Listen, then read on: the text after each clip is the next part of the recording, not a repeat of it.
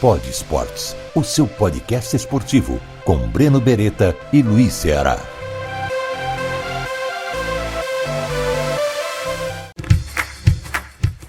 Espera só mais um pouquinho que o Pod Esportes já vai começar. Você gosta de café? Sabia que depois da água, o café é a bebida mais consumida no Brasil?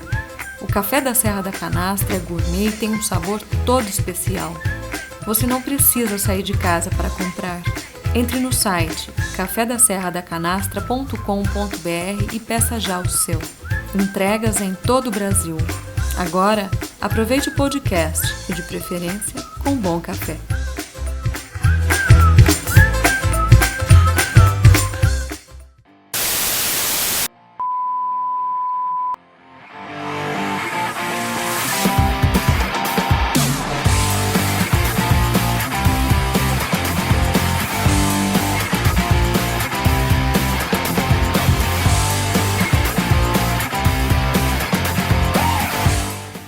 Bom, começando mais um Pod Esportes, podcast esportivo, que eu e o Luiz Ceará colocamos aqui desde 2020, né? Estamos no ano 2, trazendo sempre grandes personagens do esporte, do jornalismo esportivo. E hoje a gente tem a honra de trazer uma das maiores jogadoras da história do vôlei brasileiro. Aliás, Ceará, a jogadora mais vitoriosa do vôlei feminino do Brasil. Historicamente, ela é a jogadora brasileira que tem mais títulos, mais de vôlei. Mas historicamente, ela é a inventora de muitas coisas dentro do vôlei feminino, né? Da capacidade que o vôlei feminino tem, né? De ter protagonismo dentro de quadra, protagonismo.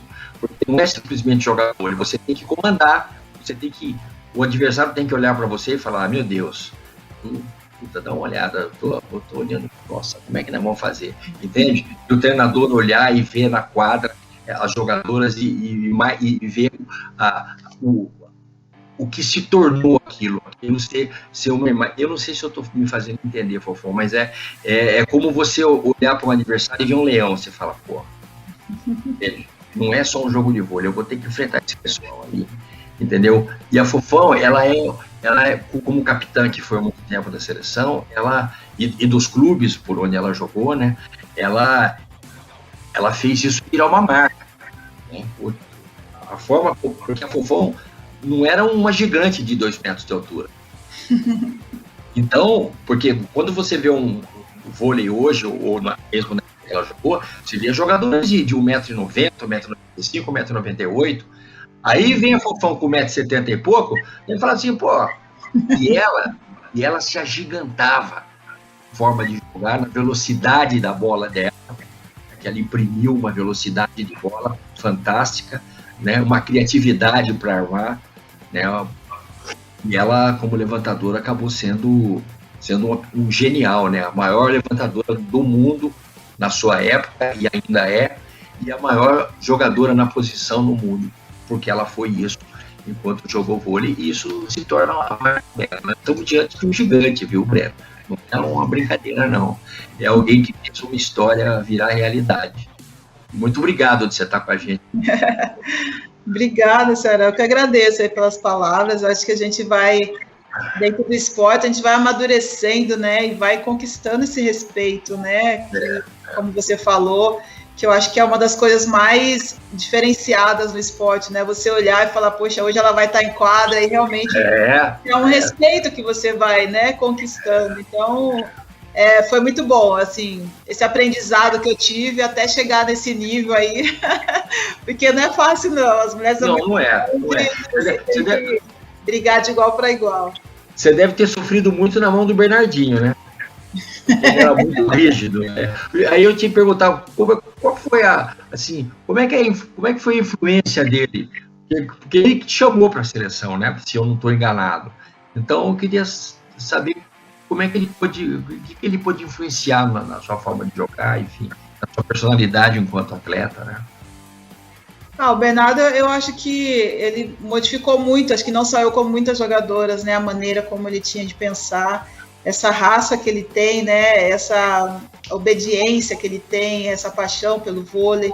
Eu acho que é uma coisa que contagia muito a gente, né? Essa dedicação, ele vive o vôlei, respira o vôlei 24 horas por dia. Então, ele ensinou a gente que realmente, quando a gente estivesse ali na quadra, para a gente sempre estar fazendo o melhor, sabe? Não era para a gente ir ali treinar para só bater o cartão, bater o horário e ir embora, não, mas chegou aqui, façam o seu melhor sempre, nunca 100%, sempre 110%, 120%. Então, é uma coisa que eu levei muito para a minha vida, né? Porque, na verdade, a gente tem que fazer mesmo da melhor maneira possível, né? A gente tem que fazer o que a gente gosta, sempre bem feito. Então, ele me ensinou muitas coisas, eu acho que ele aprimorou muitas coisas que eu não sabia, me ensinou, deu coragem, né? Me fez acreditar cada vez mais no meu potencial. Então, eu vejo ele assim como uma pessoa muito importante, né? Na minha carreira, até pela maneira como ele tem de ver o vôlei, né? E eu me identificava muito com isso, mesmo levando bronca, sendo xingada, a gente acaba entendendo que é o jeito dele, mas ele tem muita coisa boa. Ele tem muito mais coisa boa do que ruim, assim, a ser passado. Além do Bernardinho, o Zé Roberto Guimarães, eu sei que ele foi muito importante na sua carreira, inclusive te transformou como levantadora, né? Eu queria que você falasse sobre como foi essa transformação e da importância dele também para você. Uhum.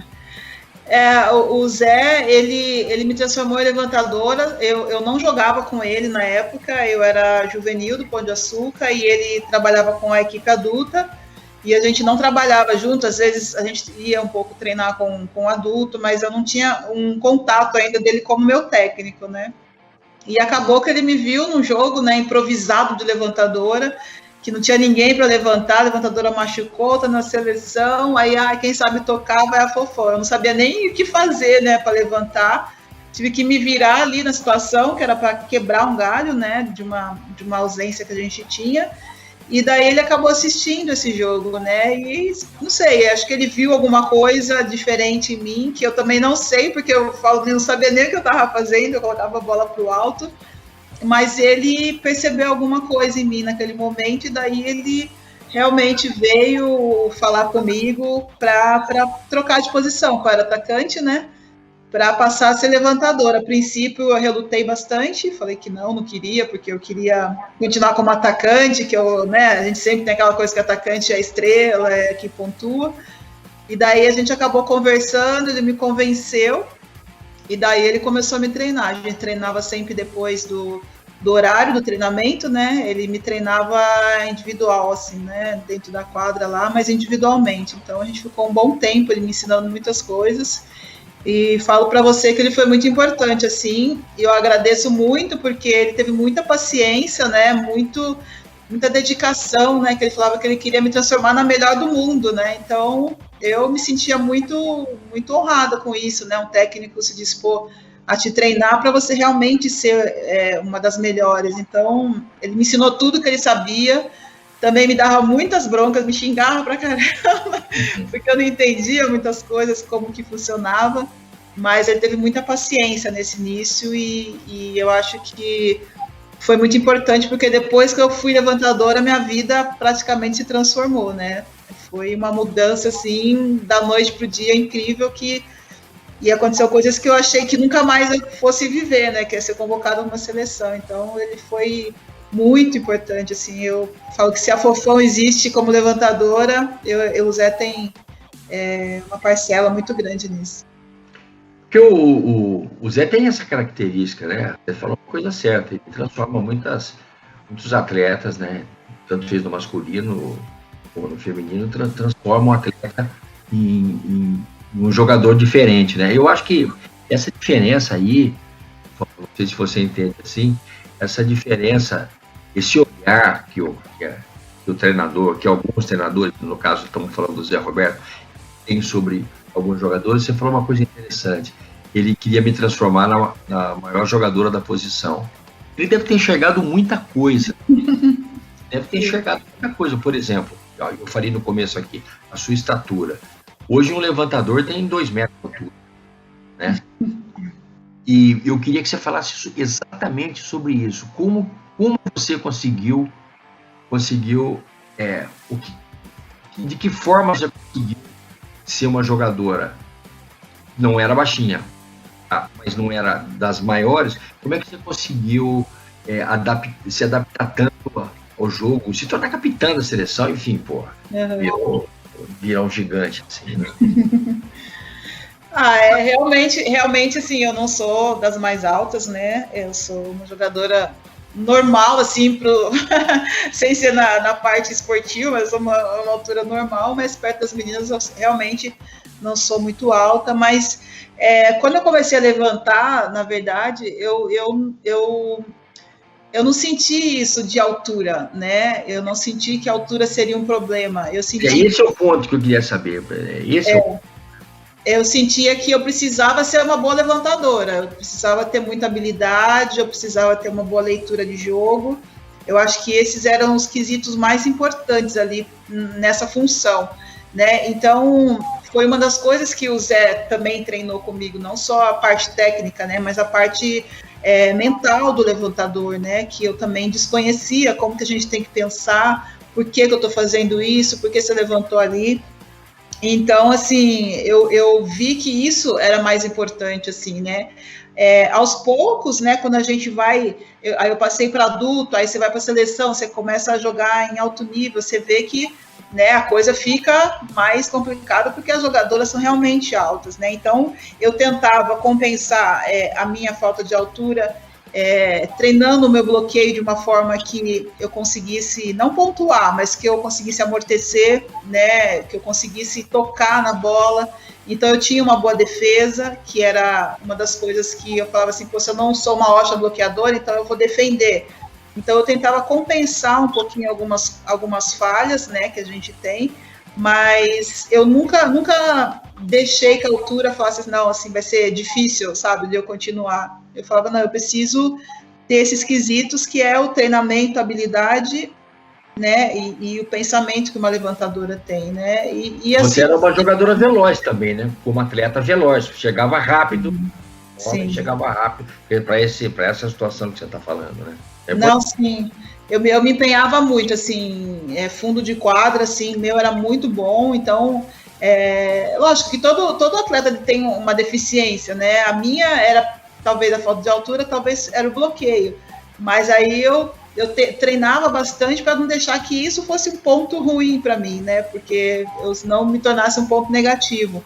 Mas eu tinha o fundo de quadra, assim, eu tinha muita disposição, sabe? Então, e levantadora desloca muito, né? Tá o tempo todo movimentando. E eu não tinha preguiça, né, Ceará? Então, acho que isso, para um levantador, é importante, né? Não ter preguiça, tá sempre disponível. O treinador também é importante isso, né? Contar com o atleta dessa forma, total, né? Assim, dá muita confiança, né? Dá muita confiança. E eu sempre corri atrás e, como você falou, na hora que precisava, a gente se transformava em gigante ali, colocava um tênis mais alto, e ia embora. E como é que foi? A maioria das pessoas conhece você, Fofão, como jogadora de alto nível, atleta de ponta, mas como é que foi o seu início? Como é que o vôlei entrou na sua vida até você se tornar profissional?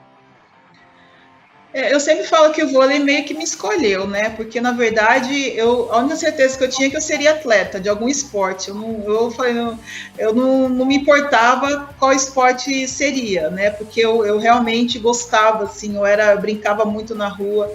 Na aula de educação física, eu era muito ativa, eu gostava da aula. Só que eu era... Saindo dali, eu era muito tímida, né? Então, no esporte, eu conseguia me transformar. Então, eu gostava de estar ali, eu gostava de sentir essa transformação que me causava. Então, eu fazia handebol, fazia atletismo, basquete, futebol, tudo, né? E daí, na minha aula de educação física, a gente tinha o esporte como matéria, né? Fazia parte da matéria. E no último ano, eu acabei aprendendo vôlei, né? A gente brincava na rua, mas teve aula de vôlei. E daí eu comecei também a me dedicar e gostava e tudo. A professora falou, vai ter um teste no Centro Olímpico e quem quiser se inscrever, a gente vai levar alguns atletas. Só 3 pessoas, né? Eu e mais 2 meninas que quis ir. Eu nem sabia o que era, né? Teste. Eu falei, eu vou, mas não sabia nem o que eu tinha que fazer. Não tinha nem tênis, não tinha nada, joelheira, nada. Fui. E chegou lá, eu fui o que eu era, sabe? Na aula, eu brinquei, eu me diverti, eu corria atrás da bola, eu me jogava. E daí eu passei nesse teste, né? E tinha 30, 40 crianças quase, e eu fui a única que passou nesse teste.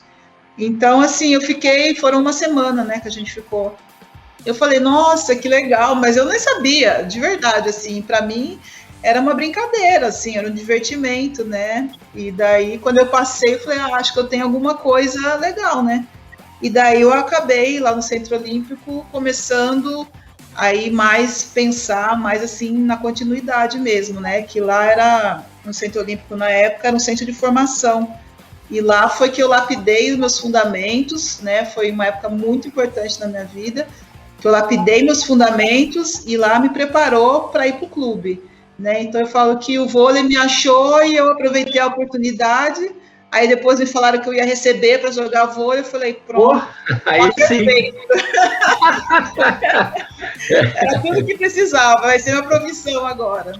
E daí não parei mais. Mas o início foi difícil, né? Porque eu tinha mais 7, nós somos em 7 irmãos, né? E quando eu fui fazer o teste, eu tinha que sair daqui da Zona Norte e atravessar a cidade, né? E a gente não tinha muitas condições financeiras, né? Então meu pai ali apertava aqui, apertava ali e me ajudava aí sem saber se ia dar certo ou não, né? Ele só simplesmente acreditava naquilo que eu estava vivendo, me via feliz. Então foi foi momentos assim que a gente teve que dar uma apertada ali, tirar alguma coisa de casa para que eu pudesse seguir em frente, né? Mas eu fui, depois que eu falei, não, que eu passei, eu falei, não, vou levar a sério, falei pro meu pai, não, pode confiar que eu vou pegar sério, não é brincadeira, não, mesmo sem saber que eu iria receber, né? Eu falei, não, eu vou pegar firme, e ele confiou em mim. Deu certo, hein? Deu muito certo. Que bom que deu certo, não decepcionei. Eu conversei muito e aqui e fora daqui, porque eu sou amigo do William, foi levantador. O William é um cara parecido com o seu no quesito de altura, porque teve uma época que no masculino que os jogadores tinham uma estatura mais baixa do que tem hoje, você sabe disso, né? Uhum. Os jogadores desenvolviam uma velocidade absurda, né, para jogar. E o William inventou muita coisa, né, dentro do vôlei. Ele foi realmente um cara de um talento muito grande. Ele teve como jogador, um talento excepcional, né? E por algum tempo, digamos assim, você foi reserva da Vitorino. Eu queria saber como que você trabalhou isso, porque hoje, por exemplo, quem fala de vôlei, fala da Fernanda e fala de você como se fosse uma pessoa só, quer dizer, não tem essa diferença, ninguém consegue lembrar isso, quem era reserva, quem era titular, a não ser o pessoal da época, tá entendendo? Eu queria saber como você trabalhou isso. Foi um momento assim onde primeiro que quando eu fui convocada assim nessa época eu não esperava ser convocada, né? Porque eu tinha 1 ano de experiência como levantadora e eu falei, eu vou trabalhar, né, para ir para uma seleção mais para frente, né? Então para mim foi um susto muito grande ter sido. Porque ela era atacante e virou levantadora também, né? Isso. E daí foi um susto. Então eu fui para a seleção muito verde, muito crua. Realmente eu não sabia como me comportar, o que fazer ali, né? E daí eu cheguei lá, encontro com a Fernanda e a Ana Richa, na época que eram as duas, né, que foram convocadas, e as duas já estavam no outro nível, né? E eu falei, poxa, eu vou ter que aprender muito com elas, né? Eu não tenho como competir. E só que daí eu falei, poxa, já que eu tô aqui, me convocou, eu vou correr atrás, eu vou dar o meu máximo, dar o meu melhor, né? Eu não vou simplesmente vir aqui e perder a oportunidade. E me dediquei muito. E daí, para minha surpresa, eu acabei ficando no dia do corte, né? A Ana Richa foi cortada, eu fiquei. E daí eu falei, eu vou aprender, porque realmente eu sabia que eu não tinha capacidade ainda de ser, por exemplo, titular de uma seleção brasileira. Eu tinha total consciência. E foram passando os anos, você vai aprendendo, vai amadurecendo, e ficou muitos anos eu e a Fernanda ali, né? E eu fiquei 7 anos com ela ali como reserva, mas sempre vinha outra, mas acabava ficando umas 2, né?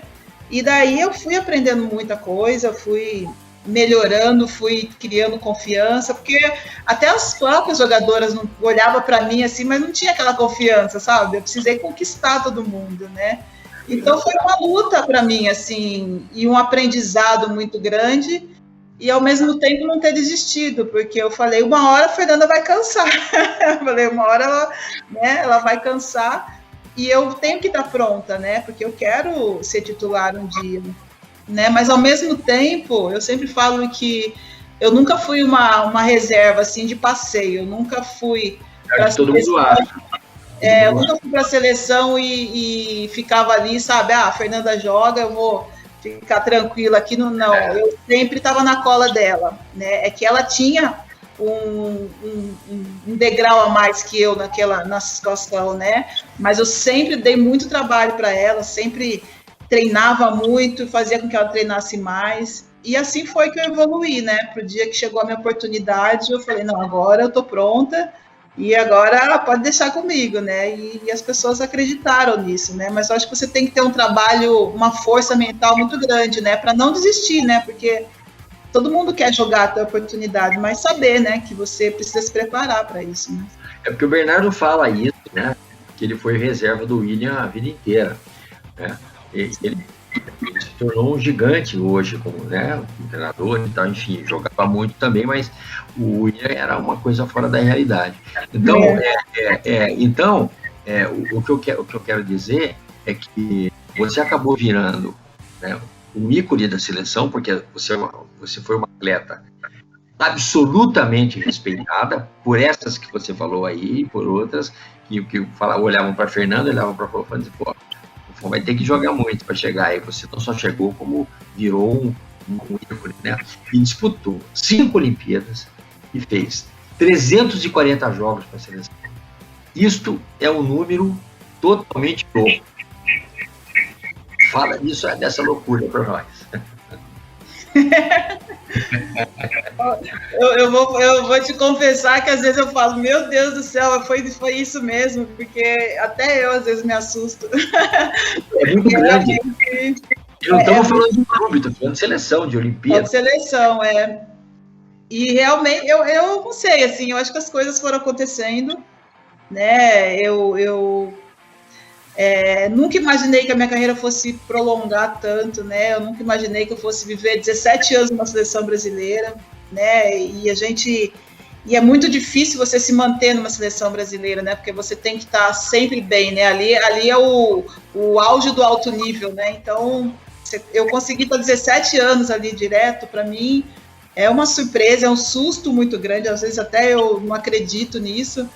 Mas, ao mesmo tempo, foi muita dedicação, né? Eu acho que foi muito, muito foco, né? Eu tinha meus objetivos ali dentro também, né?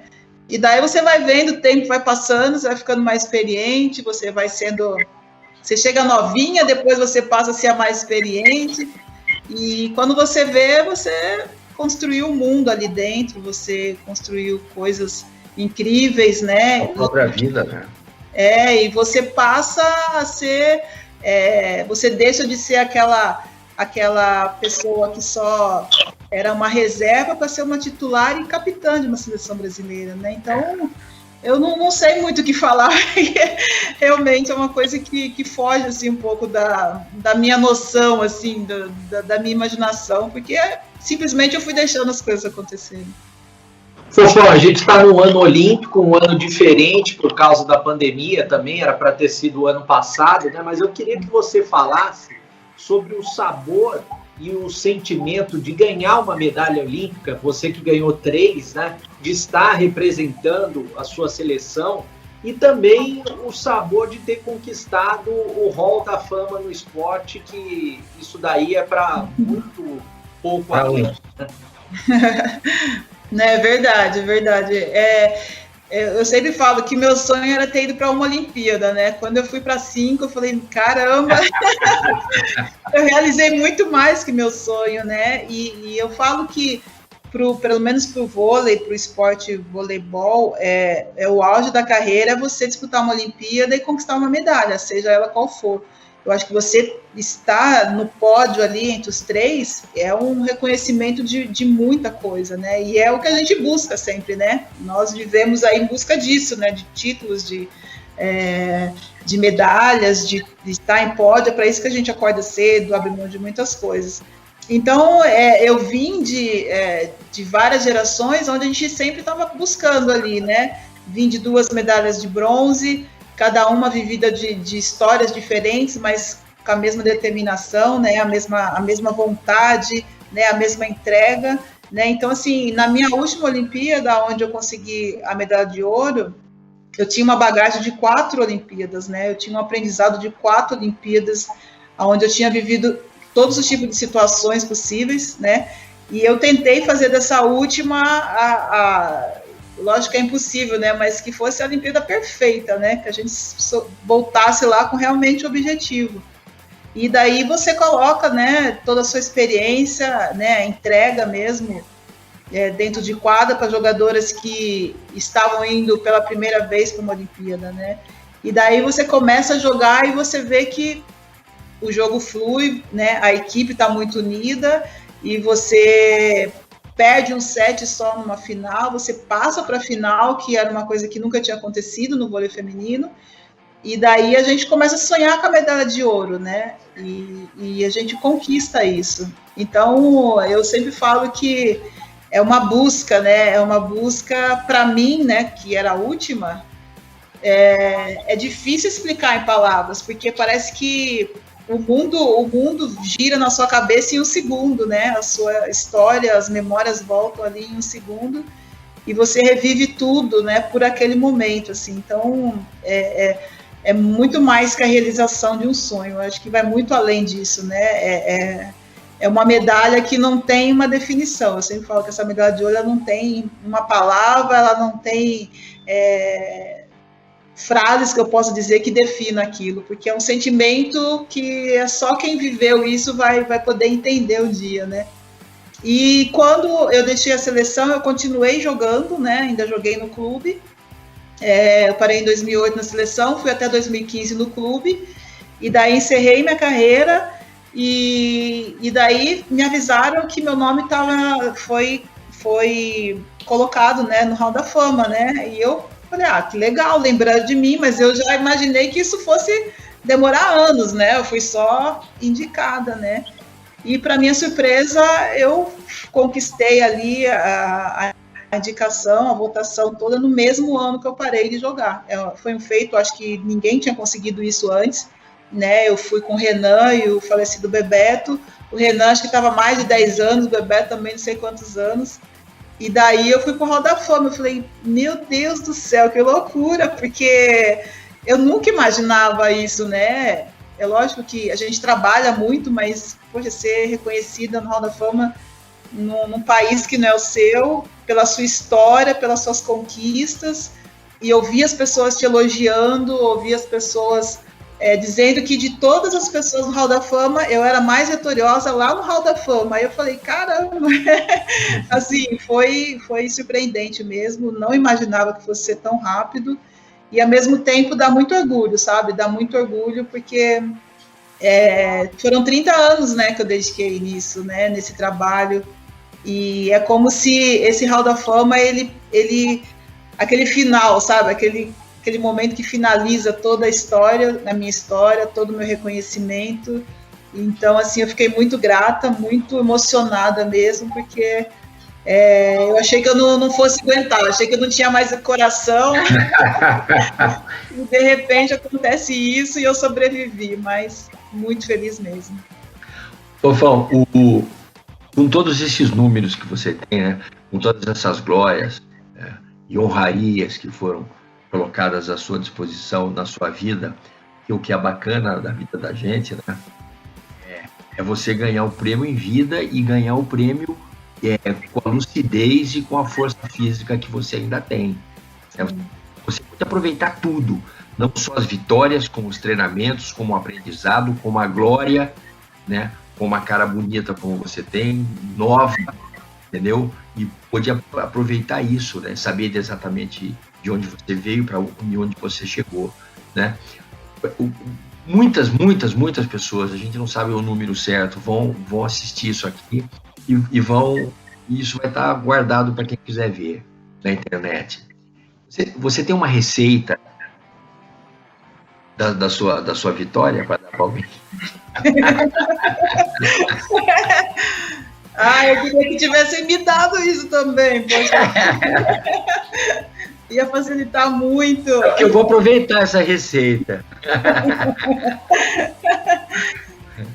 Sim, eu acho que não tem uma receita certa, né? Eu acho que cada atleta, ele faz a sua própria história no voleibol, né? Mas eu vejo muito, assim, eu falando da minha história, né? Eu fui em busca muito de muitas coisas que eu queria, né? As coisas não vieram fáceis para mim, né? Então, a partir do momento que eu falei, não, eu vou ser uma profissional do vôlei, vou ser uma atleta de voleibol, eu falei, vai ser uma entrega, 100%, né? Então, eu abri mão de tudo, abri mão de família, abri mão da minha vida pessoal, abri mão de estudo, de tudo, para ir atrás desses meus objetivos, né? E quando a gente começa, a gente não sabe aonde a gente pode chegar, de verdade. A gente vai indo e às vezes tem coisas no meio do caminho que faz você desanimar, que faz, realmente, será que é isso que eu quero? Só que esses momentos são os que fortalecem a gente como atleta. São esses momentos que na hora que você está lá apertado, você fala, não vou desistir, porque eu passei por muita coisa e não vai ser isso que vai me fazer desistir. Então, eu acho que o meu segredo, a minha receita, é a persistência mesmo. É nunca me conformar, é nunca achar que já tá bom, que eu já sei tudo, né? É você saber que todos os dias a gente tem coisa para aprender, que muitas pessoas têm muita coisa para gente para ser ensinado. Eu sempre ouvi muitas pessoas, eu sempre observei muitas pessoas, tive grandes atletas que passaram do meu lado, que sem saber eu estava observando elas e tirando o que elas tinham de melhor para poder também usar para mim. Então, eu acho que isso é uma receita que a gente, uma receita boa, assim, né, que dá um caldo, que dá um bom ingrediente, né, é você saber que a vida, ela vai te dar ensinamentos, né, só que você tem que saber pegar para você aquilo que é bom e que vai servir e deixar de lado aquilo que não é bom. Então, eu acho que essa minha persistência e o fato de eu não ter desistido, eu acho que esses são os meus ingredientes aí que acabaram dando certo. Além de você falar bem, comentar bem sobre vôlei, eu sei que você também está se preparando como treinadora, né? Já fez alguns cursos, gosta de trabalhar com base. Eu queria que você falasse sobre essa sua intenção de trabalhar com base e se você também tem a intenção de trabalhar como treinadora no profissional. Eu sempre é muito engraçado, assim, que eu consigo me imaginar mais ajudando na formação do que pegar um time, sabe, assim, eu acho que eu tenho uma motivação, assim, de ensinar coisas, sabe, de mostrar o caminho, de poder passar as coisas que eu aprendi para uma situação de atletas de base, que eu acho que eles precisam ter referências positivas ali, eles precisam ver, né, as pessoas falando com eles, porque eles estão muito desacreditados, né, estão muito desistindo de tudo, né, eles precisam saber que a Fofão passou por dificuldades, eles precisam saber que a Fofão, sabe, teve muitos problemas, que é uma coisa normal, né, então esse lado me chama muita atenção. E daí, quando eu parei de jogar, eu falei, eu tava, né, a gente para, assim, se prepara, mas, na verdade, a gente não tá preparado, por mais que a gente saiba que aquele momento vai chegar. E daí eu falei, poxa, eu vou fazer curso, vou estudar, vou ver como que é esse outro lado, porque a hora que aparecer uma situação onde eu me encaixo, onde eu me sinta confortável, eu já vou estar preparada, né, não vou ter que fazer o sentido contrário, né? Vou fazer o curso, porque, não, já estou com tudo pronto, entendeu?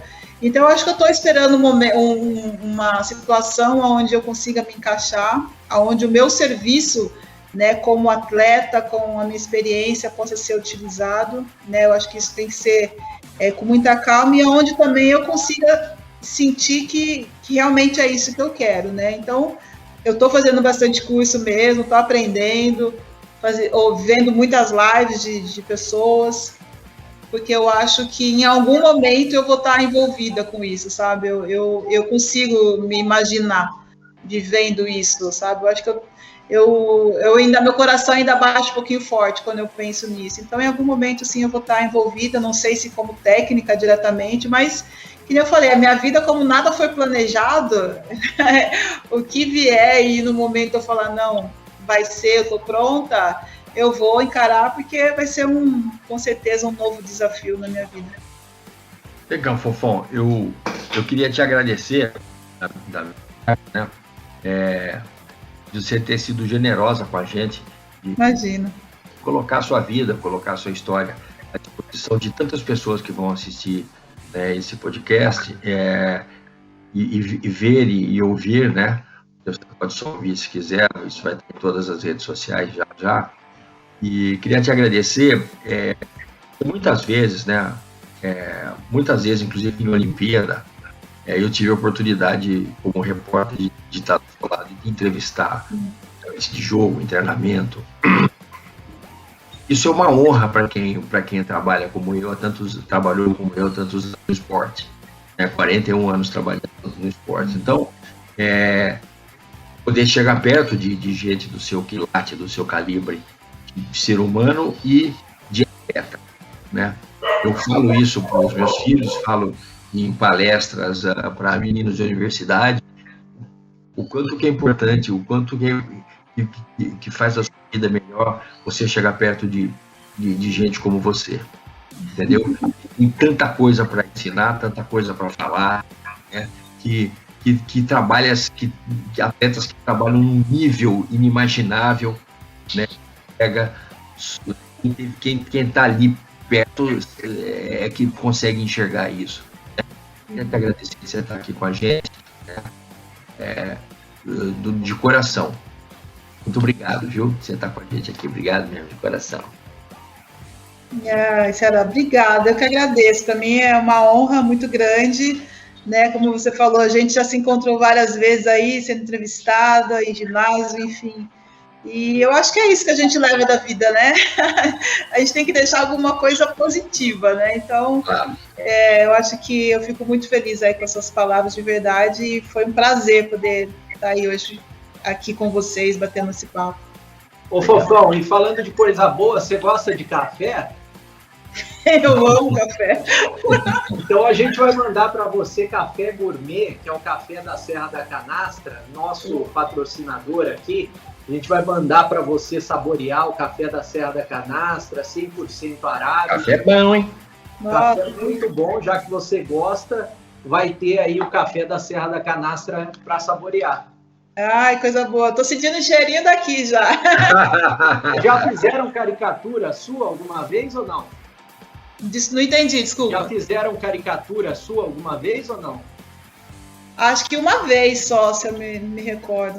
A gente vai mandar para você também. O Caricação é um artista que faz as caricaturas de todos os nossos entrevistados. A gente vai mandar uma caricatura especial sua, com o uniforme da Seleção Brasileira também, para você colocar aí um quadro, rede social, onde você quiser.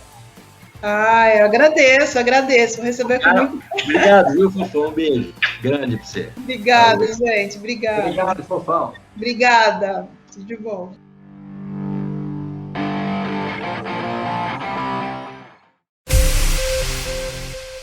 Pod Esportes, o seu podcast esportivo, com Breno Beretta e Luiz Ceará.